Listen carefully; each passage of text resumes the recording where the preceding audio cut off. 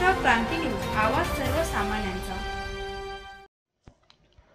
सुरगाणा तालुक्यातील आदिवासी भागात अंत्यविधीसाठी आवश्यक असणाऱ्या सुविधा अद्यापही उपलब्ध नसल्याने मृत्यूनंतरही आदिवासी बांधवांना हाल अपेष्टा सहन कराव्या लागत आहेत।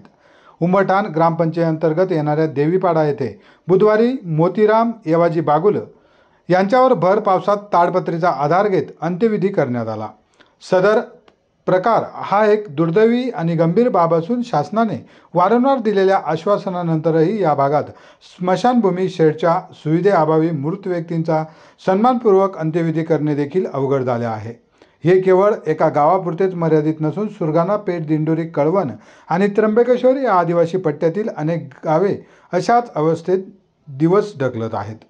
गेल्या 4 वर्षात भर पावसात ताडपत्री खाली अंत्यविधी झालेल्या काही ठिकाणांची नोंद पुढीलप्रमाणे: पिकुळपाडा 23 सप्टेंबर 2021, साबरदरा 8 जुलै 2022, केळीपाडा 14 जुलै 2022, उंबर्दे 9 जुलै 2023, पळसेत 18 जुलै 2023, चंद्रपूर 5 सप्टेंबर 2023, वावरपाडा 11 सप्टेंबर 2024, बिदूरपाडा 26 ऑगस्ट 2024।